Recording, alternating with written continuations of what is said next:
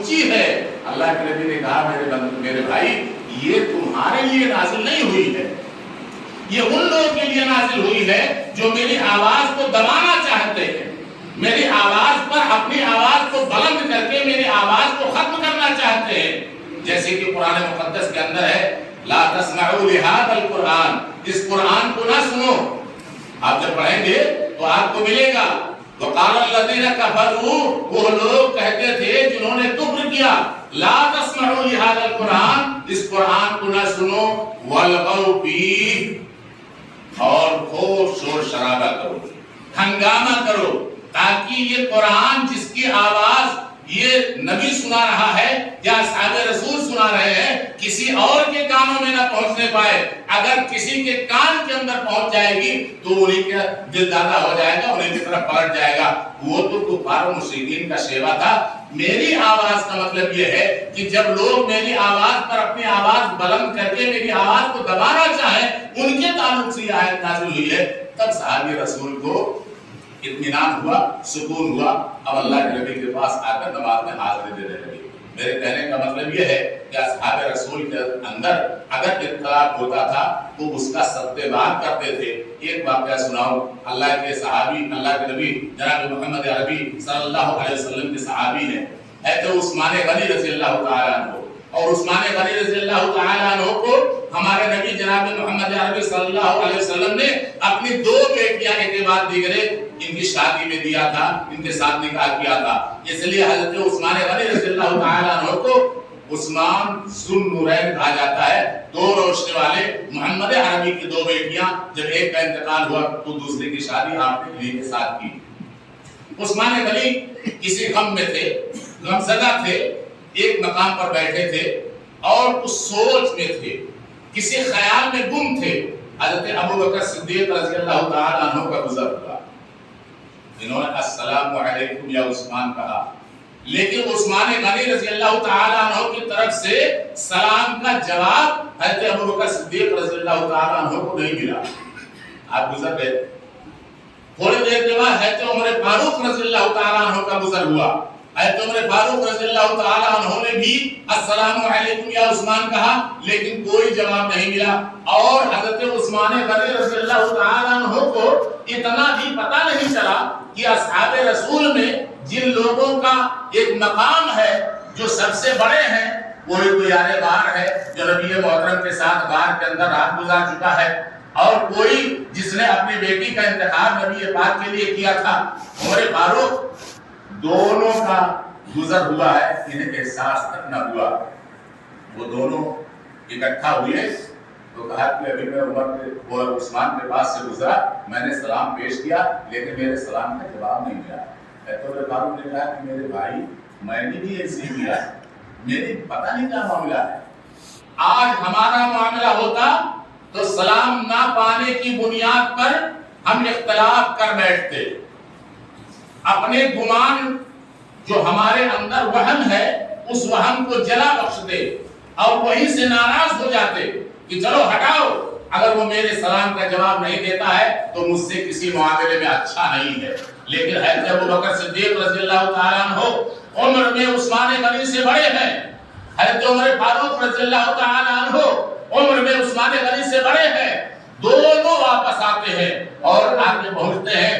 اب اس وقت عثمان غنی حساس بشاس ہیں, سنجیدہ ہیں, غم دور ہو چکا ہے, جس خیال میں غرق تھے ختم ہو چکا ہے.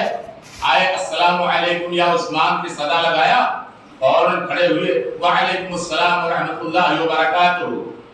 جواب پورا دیا, معانقہ کیا, کہا آپ آئیے تشریف رکھیے بیٹھیے, بٹھایا, جو ضیافت بن پائی کیا, اور اس کے بعد کہا ابوبکر صدیق رضی اللہ تعالیٰ عنہ نے کہ عثمان غنی ابھی تھوڑی دیر پہلے جب میں آپ کے پاس سے گزرا میں نے سلام کیا تو آپ نے میرے سلام کا جواب نہیں دیا.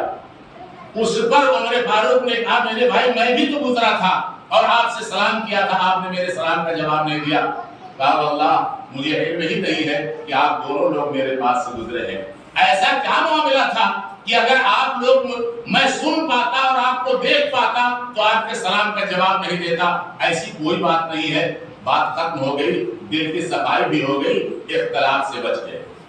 یہ ہے معاملہ کہ وَلَا بِحَبْلِ اللَّهِ جَمِيعًا، اللہ کی رسی کو مضبوطی سے تھامو، یعنی اللہ جو کہتا ہے اسے کرو اور جس سے روکتا ہے اس سے رک جاؤ۔ اللہ نے حکم دیا ہے کہ جب کوئی بھائی کسی بھائی سے ملے، ہمارے نبی نے حکم دیا ہے جب کوئی بھائی کسی بھائی سے ملے السلام علیکم کہے، سامنے والا جواب میں وعلیکم السلام کہے یا ورحمۃ اللہ کہے، وہ برکاتہ کہے، جس طرح اضافہ کرے گا نیکی اللہ رب العالمین بڑھاتا جائے گا۔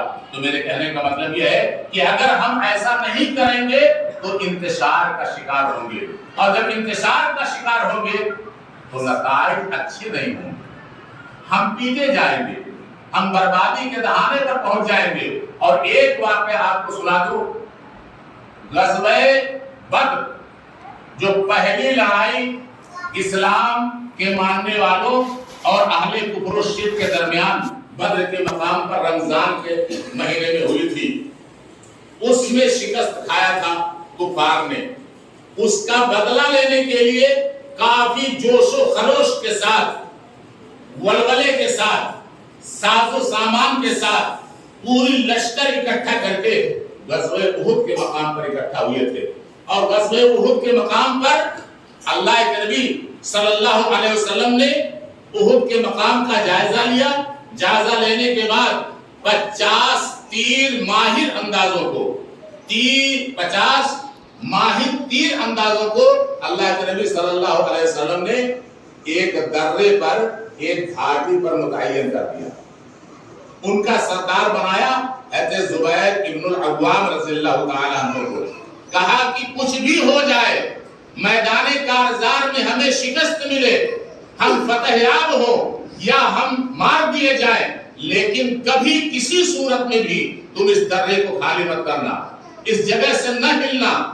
اگر مال غنیمت لوگ اکٹھا کرنے لگے تو بھی تمہیں آنا نہیں ہے، اس درے کی نگہبانی کرنی ہے، یہی تمہیں بیٹھنا ہے۔ اس لیے کہ یہ جانتے تھے کہ جنگی چالوں میں ایک چال یہ بھی ہے، پیکرا بدلا جاتا ہے اور کسی اور طرف سے آ کر دھاوا بول دیا جاتا ہے۔ ہوا یہی کہ معرکہ احد کے اندر ایک بارگی تو اللہ کے نبی صلی اللہ علیہ وسلم کا معاملہ اس قدر نازک ہوا، اس قدر نازک ہوا کہ ایسا لگتا تھا کہ شکست ہو جائے گی، اور شکست کا سبب یہی 50 تیر انداز بنے تھے۔ خالد بن ولید رضی اللہ تعالیٰ عنہ جو اس وقت اسلام نہیں لائے تھے، مشرکین کی طرف سے جنگ کر رہے تھے، انہوں نے موقع کی نزاکت کو سمجھا اور یہ دیکھا کہ وہاں تو صرف 50 تیر انداز تھے۔ اس 50 تیر اندازوں میں معاملہ یہ ہوا کہ جب لوگوں نے یہ دیکھا کہ فتح یاب ہم ہو رہے ہیں، لوگ مال غنیمت اکٹھا کرنے لگے، تو وہاں سے لوگ کھسکنا شروع ہوئے۔ زبیر بن العوام نے کہا کہ سنو، محمد عربی صلی اللہ علیہ وسلم کا حکم ہے کہ کوئی اپنی جگہ سے نہیں حرکت کرے گا، چاہے ہمیں شکست ہو چاہے فتح ہو، نہ جائیں۔ سمجھانے کے باوجود بھی 40 لوگ چلے گئے مال غنیمت اکٹھا کرنے کی خاطر، صرف 10 لوگ بچے۔ اور یہ موقع خالد بن ولید نے ضائع نہیں ہونے دیا۔ خالد بن ولید طاق میں تھے، دوسری طرف سے پہاڑ کے دامن سے آئے اور 10 کو شہید کر دیا، اور اس کے بعد آ کر نبی محترم کے فوج پر حملہ کر دیا۔ اہل اسلام غلبہ ان کے اوپر طاری ہو گیا کفار کا، اور ایسا لگتا تھا کہ ان کا پاسا جو فتح کی شکل میں تھا اب شکست میں تبدیل ہو جائے گا۔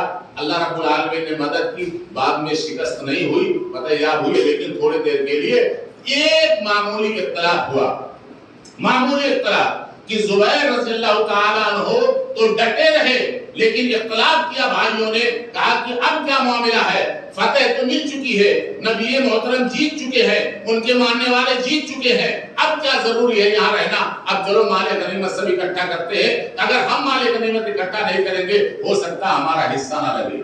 یہ لالچ پیدا ہوئی اور 40 لوگ چلے گئے، 10 لوگ شہید ہو گئے۔ یہ معاملہ ہے، اگر ہم اختلاف کریں گے تو ظاہر ہے کہ اختلاف کا نتیجہ بربادی ہے، تباہی ہے۔